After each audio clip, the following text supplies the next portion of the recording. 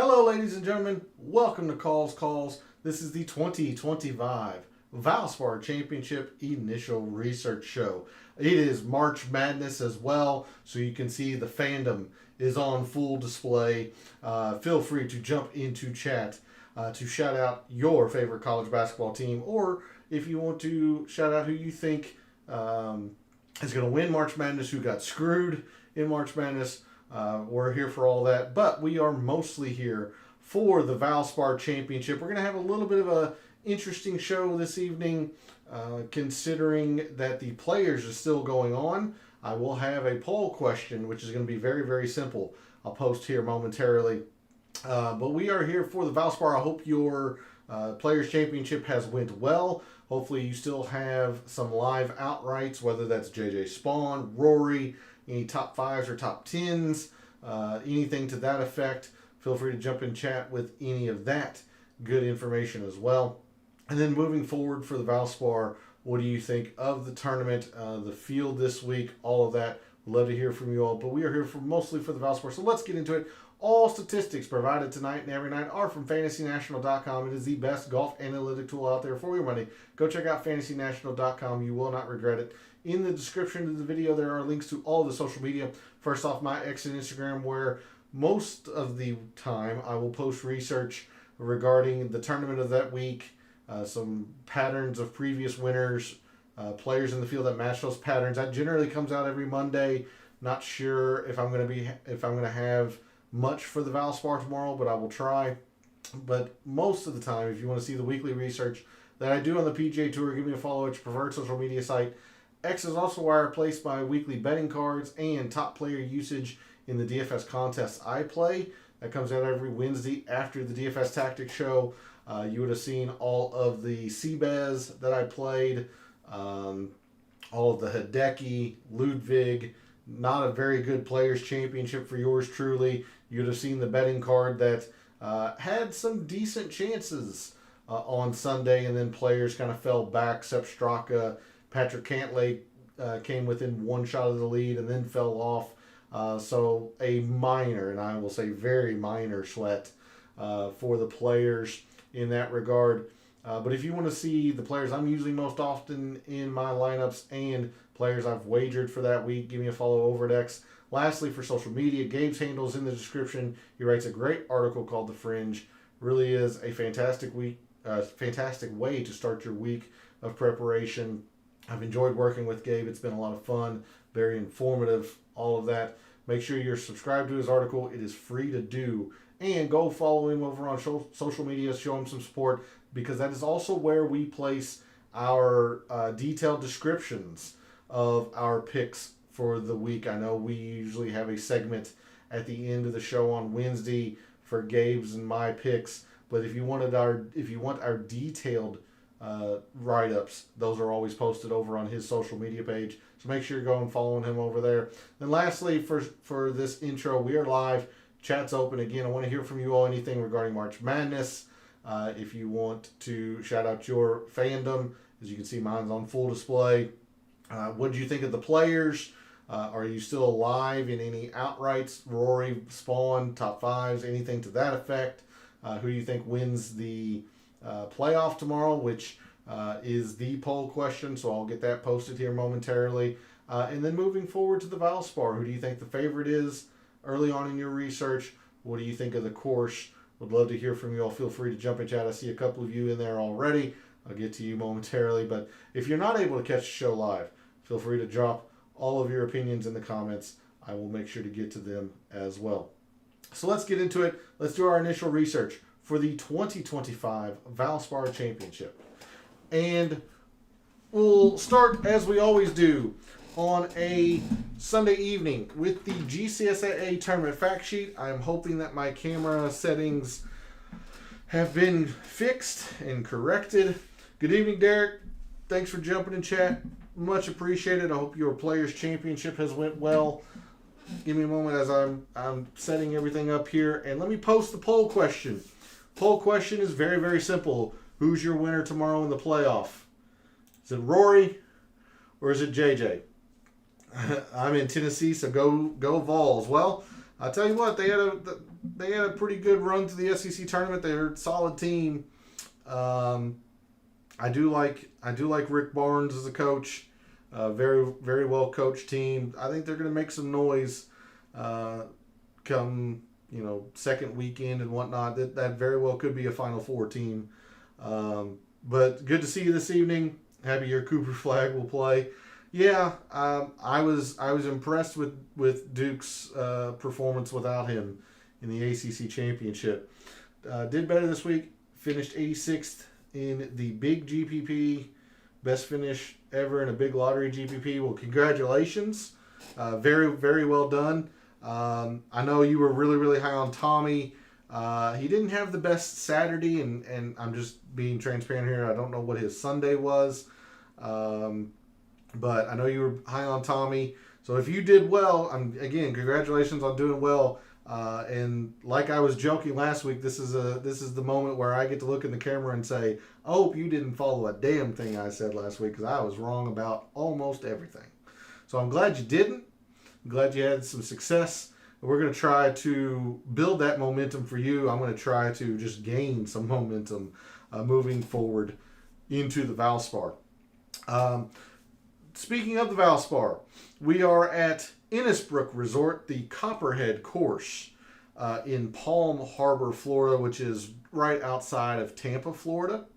The Valspar Championship has been known as many things throughout the years: Tampa Bay Classic or Tampa Bay Championship, several title sponsors, but it has always been played at the Copperhead course at Innisbrook since its inception. Innisbrook is a Larry Packard design. He actually designed all 4 courses at the Innisbrook Resort.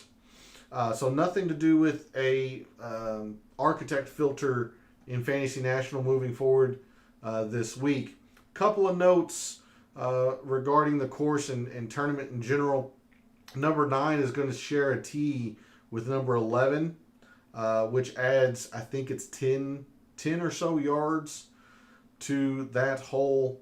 The yardage for the course is actually the exact same on the scorecard as it is at Sawgrass, 7,352. The difference being is that this is a par 71, whereas Sawgrass is a par 72. Now, this is not your typical par 71.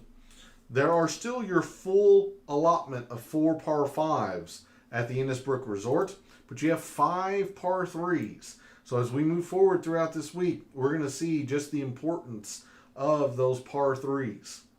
So 5 par 3s, 4 par 5s here at Innisbrook, specifically the Copperhead course.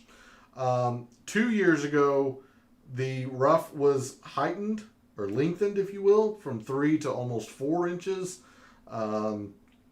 adding a lot of difficulty to the course. Innisbrook is known as one of the most difficult challenges on the PGA Tour. So it's interesting to see how that moves forward year over year now. Fleetwood shot 1 under today. Players I had most in my lineups: Fleetwood, Scotty, who was fairly mediocre. Michael Kim, I didn't get much right for the players. I know that. But one of the things that I was pretty happy about is that I was limiting my use of Michael Kim because he was so widely popular. I think he was the 6th most popular player on the slate or at least over on DraftKings, just due to the fact that he was horribly mispriced. The guy was playing really, really well and then misses the cut. And then JJ Spawn, who I was really high on, I just didn't like the 6Ks in general. Could have been better if Michael Kim didn't 3-putt 17. Well, like I said, I have Rory in a lineup. I have Spawn in, I think, 3 or 4 lineups. Who else was up there? Connors. I played him a little bit. Batia, I had in 1 lineup. So, I mean, it's not like I was completely shut out at the players, but it's just, I was mostly on Hideki. I was mostly on Ludwig. Christian Bezadenhout, who I was really, really high on, counting on for a lot of uniqueness. misses the cut. I didn't end up playing Tom Hoge. I was worried about his short game performance despite his historical track record at Sawgrass. Didn't play Tom Hoge. So, things just didn't fall my way. I didn't get a whole lot right either.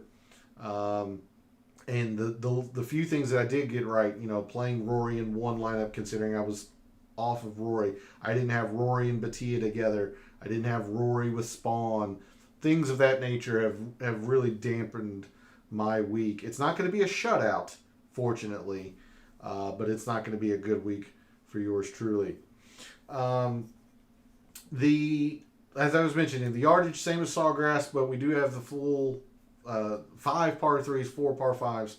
The greens are the same as Sawgrass, this Poa Trivialis overseed. So we're going to be looking at the same putting metrics that we did last week for Sawgrass.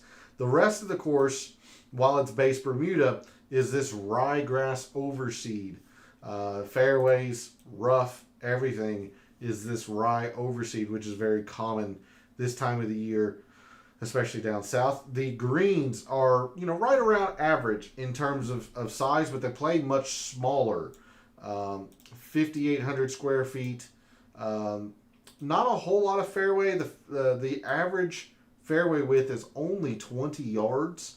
So very, very narrow, particularly in the landing areas. And as we go through Fantasy Nationals tonight, we'll see that that players really have to adjust to the course design regarding Innisbrook and the Copperhead course.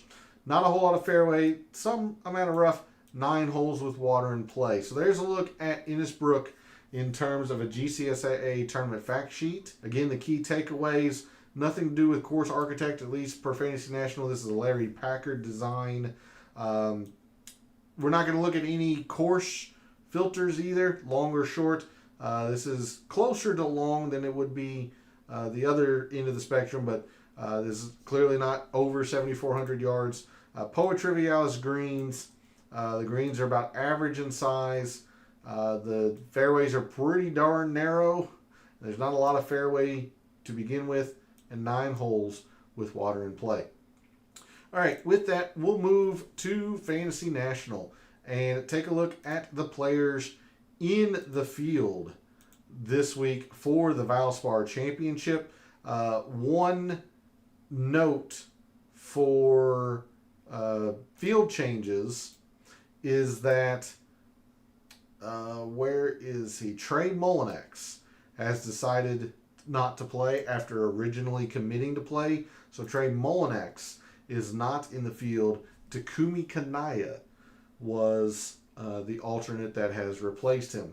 But otherwise, Valspar generally sees a fairly strong field, despite its spot on the schedule being right after the players, after a couple of signature events now, but still attracts a fairly strong field. Sepp Straka, at least as of right now, is still committed to playing. Shane Lowry, Justin Thomas, Tommy Fleetwood back in the field this week.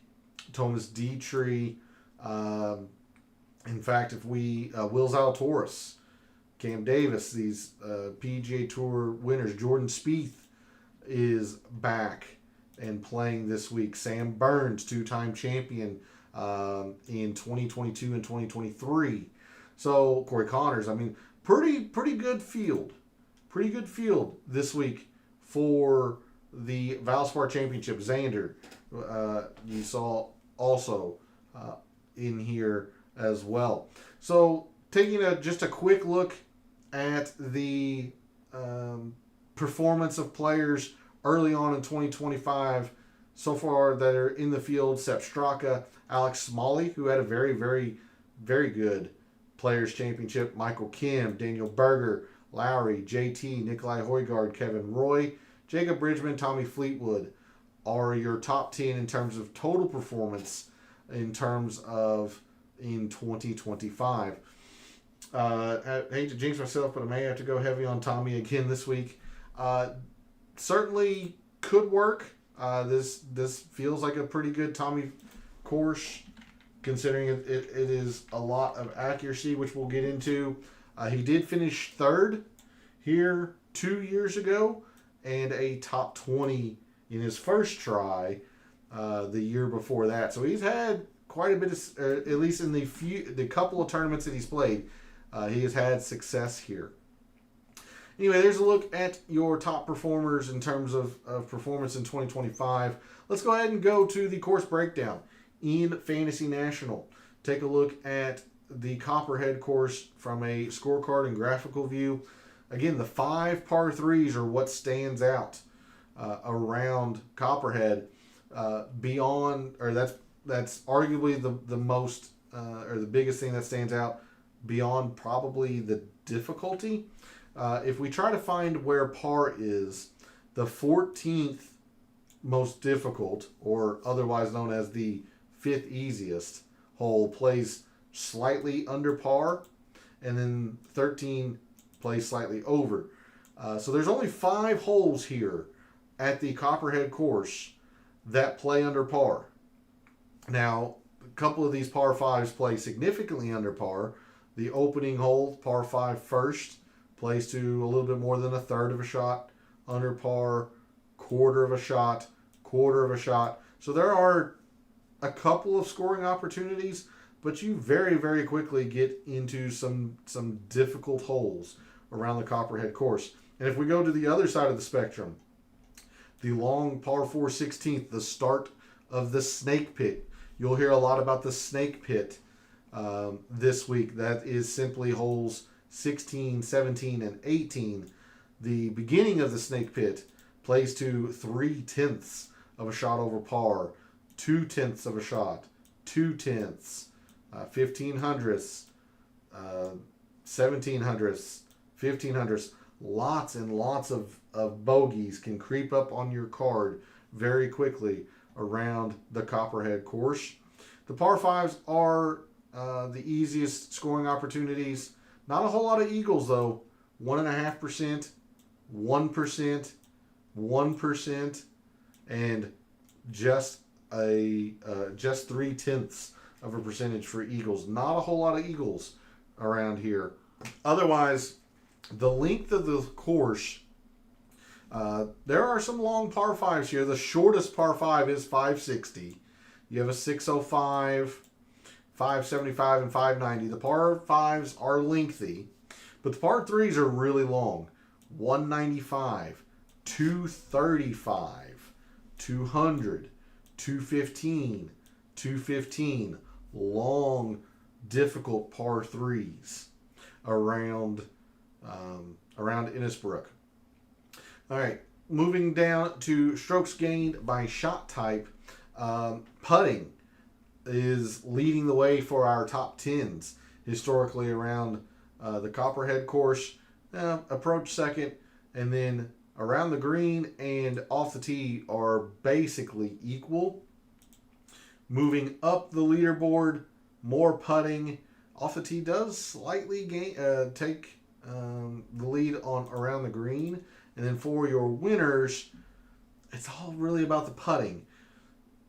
This is a short game course in regards to how difficult it can be. We aren't going to ignore the approach by any means, but putting is a pretty big deal around here. Moving to strokes gained by hole by par. Most professionals take advantage of par 5s. You see that there. 4s are still outweighing the 3s, and then for your winners, they are really taking advantage of the par 5s. So it'll be interesting as we go through the data dive tomorrow, really how much more these par 5s are than the par 3s in terms of raw numbers. Graphically, it looks like it is the be-all, end-all. We'll see really when we dig in tomorrow.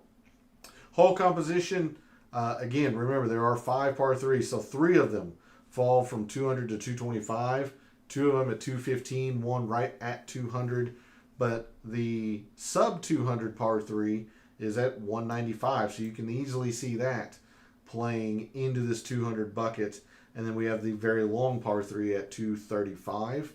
We do have a short, I would not say drivable, par 4 at 380, considering there's a 0% eagle rate Forced layup, but short par 3. Par 4, short par 4.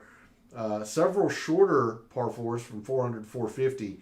And that is the key around Innisbrook. There are a lot of dog legs, a lot of forced layups that players will have to contend with. Even on these longer par 4s, there are dog legs and forced layups, making them play very, very difficult. And then the par 5s, 3 under 600 yards, 1 at 605. Pro shot distribution, because of all the dog legs and the forced layups around Innisbrook, several approach shots from 175 plus. You see the tour average is about 17.5%. Here it's close to 24%. So a huge discrepancy in terms of the number of approach shots from 175 to 200. Now 200 plus is right about tour average, slightly higher. But we're looking at a lot of longer irons into these greens, which helps contribute or explain why the greens are so hard to hit here. The greens are about average in size, but they play much smaller because they are generally, not always, but generally longer and skinnier than what you would think of normal greens, which adds to them playing smaller. And professionals are coming in with longer irons, which helps explains why the greens are more difficult to hit around here. Historic cut line, we can see the difficulty of the tournament. It has only been under par once. It was in 2022 when the cut was -2, and my guess is that it was extremely calm. So again, the last stop of the Florida swing, weather is a humongous factor. This is one of the few times that they had very calm winds throughout majority of the tournament. Most of the time we're seeing moderate. Can get a little bit windy since this sits pretty close to the Gulf. But the one year it did play mostly calm. You saw it was -2 cut. However, every other year it's been even par or higher, as high as +4. My guess is it's going to be around the +2 range like it generally is. And again, we'll start checking the weather beginning tomorrow. Scoring distribution, more bogeys than birdies, quite a few doubles, non-existent eagles, more scores over par than under par, leads to a difficult course. Driving accuracy, despite all of the forced layups and strategic playing off the tee, these fairways are not easy to hit. They are thin, they are narrow, and you see the distance far less than the average tour event. So driving is not easy around Innisbrook. We talked about the greens, how difficult they are to hit. The only reprieve that players get is that scrambling, at least particularly around the green, isn't all that difficult. So if a player misses the green but doesn't go into the water, they have a decent chance at saving par. 3 putts per round, slightly less than the average tour event. And then proximity, if players are hitting these greens in regulation, right around tour average, about a half a foot shorter. So there's a look at the Valspar and Innisbrook Copperhead course in terms of a scorecard and graphical view. Before we go back to the player page view, we'll take a look at the historic conditions here. These greens are generally kept fast. Very, very rarely will they get to lightning, but they are fast generally.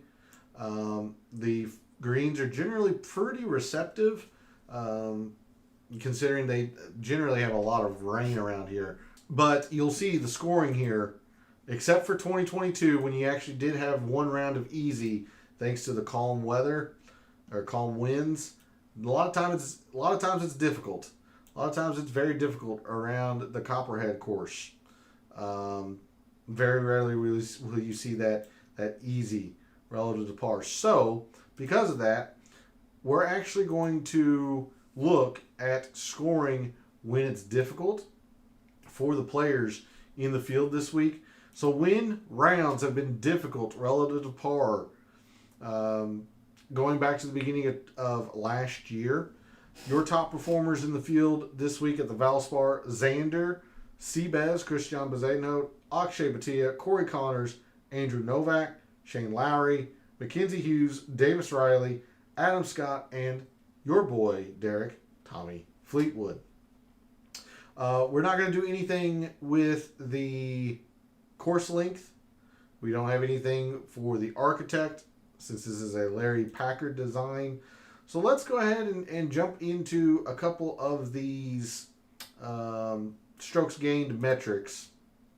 Again, we'll start to check the wind and forecast tomorrow. So we'll start with approach. In 2025, your top approach players in the field this week for the Valspar: Doug Gim, Justin Thomas, Nikolai Højgaard, Sepp Straka, Tommy Fleetwood, Jackson Suber, Joel Damon, Henrik Norlander, Andrew Putnam, and Michael Kim.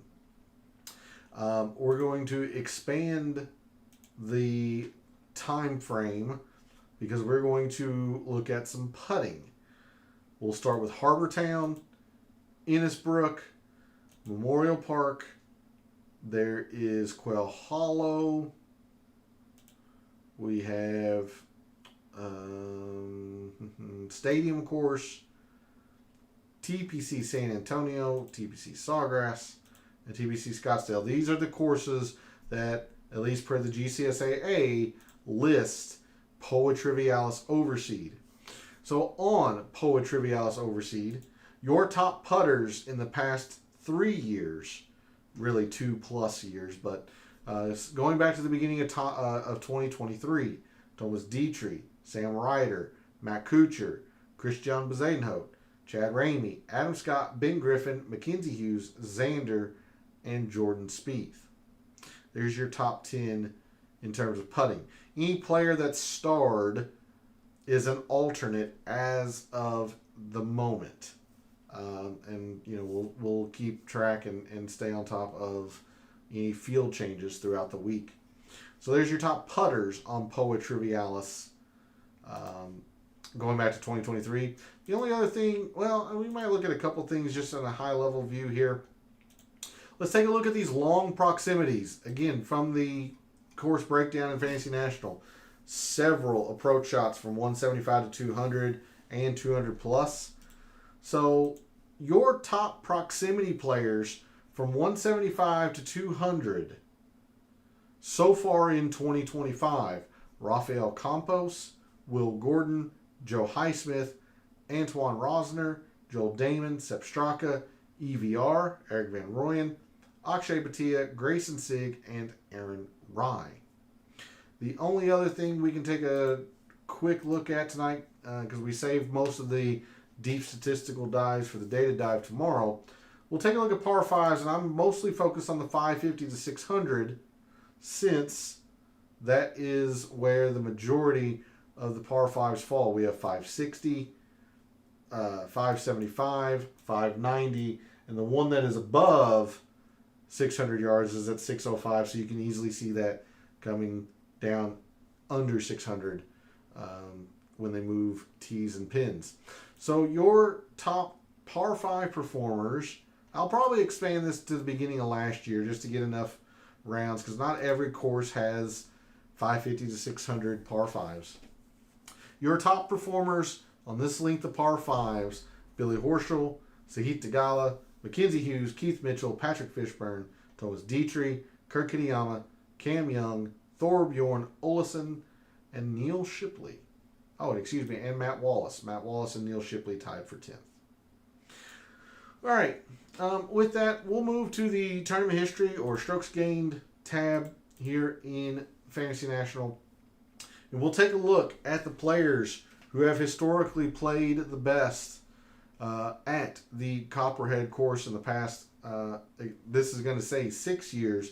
I normally only go back 5, but again, much like the players, the Valspar was canceled in 2020 because of 2020 reasons. Your overwhelming strokes gained total leader is Sam Burns. I had the years incorrect.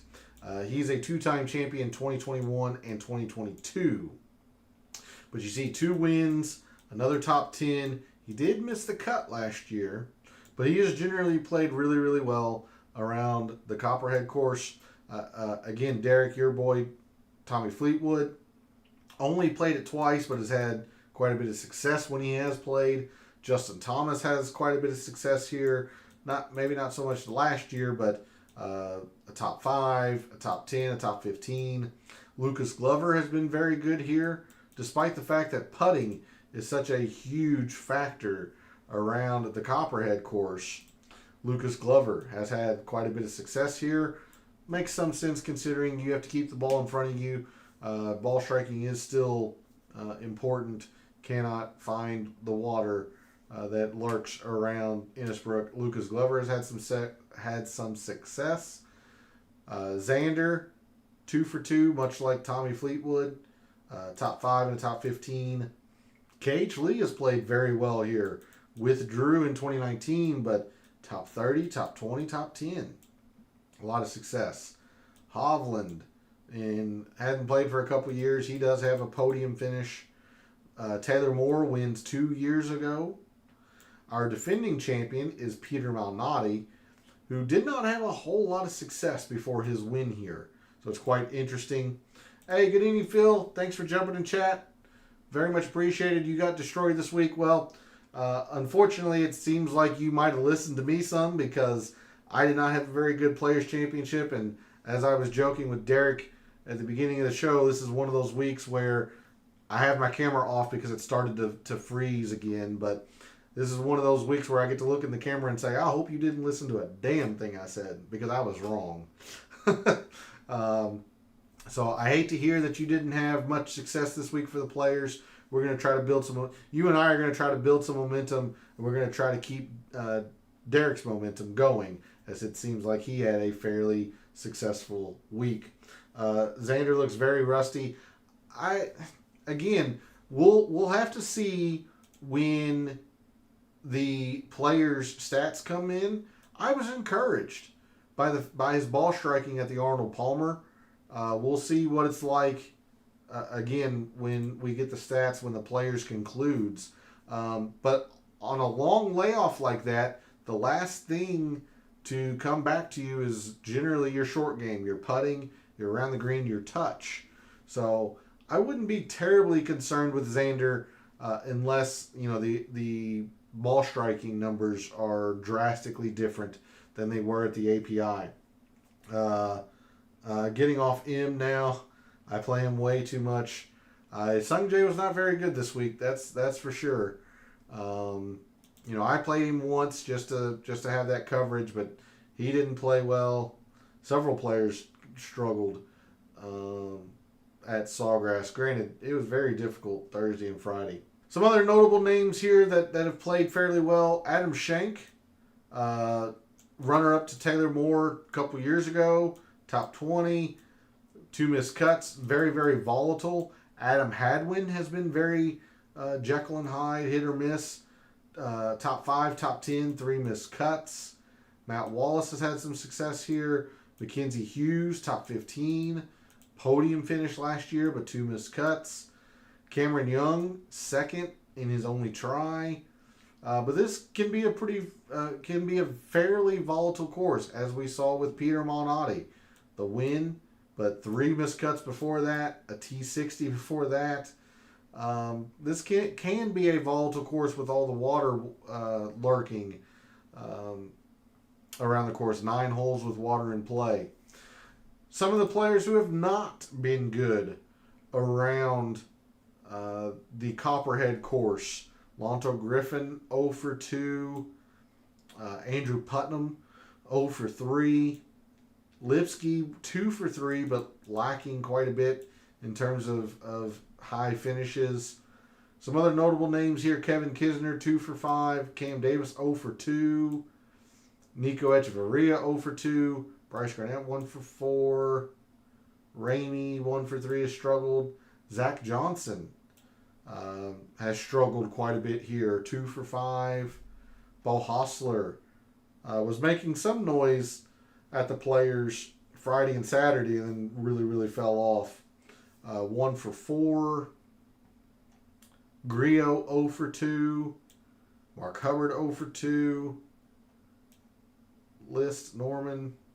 So Charlie Hoffman, 2 top 20s and then 3 missed cuts. So there's a look at the players who have not been very good around the Copperhead course. That's really all I have tonight for an initial research. I will stick around for a couple minutes if anybody has any specific questions regarding players, or maybe a statistic you might want to look at to start your week off.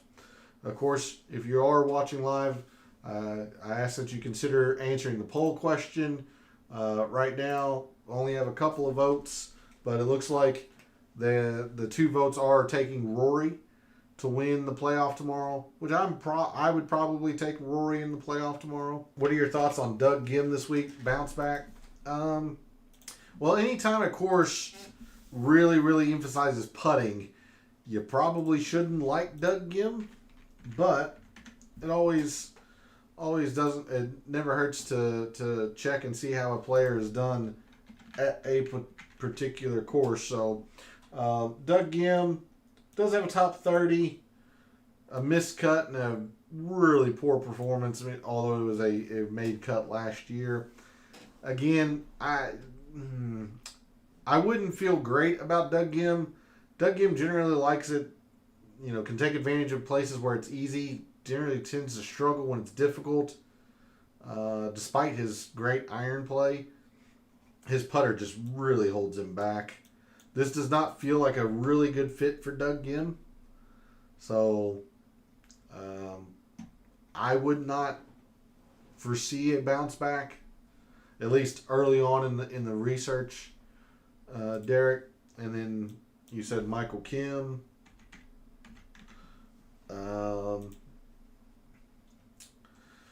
Let's see, Michael Kim and the Valspar. He's improved the last couple of years for sure, but clearly struggled early on in his career here at the Valspar. You see, he's never been good off the tee here, so that could be a concern. Also, generally tends to struggle when it's more difficult. So, doesn't feel like good fits for Doug Ghim and Michael Kim, at least early on in our research this week. Tee shots must not suit his eye, and he draws the ball. If there's enough interest, like we did for the players, I know you asked a really good question last week, whether the players favored faders versus drawers. If there's enough interest, we might look at or go through Pro Visualizer for the Valspar tomorrow. But really, the Valspar forces a whole lot of layups.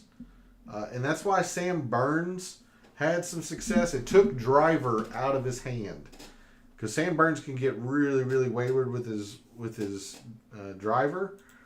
But when you're forced to club down, Sam Burns can hit some long irons well when he needs to. I mean, he still lost one off the tee in the second year that he won. Then again, Sam Burns is just fantastic. A really good putter. Really likes the surface as well.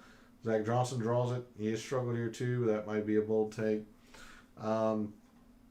It's Valspar is generally pretty darn difficult.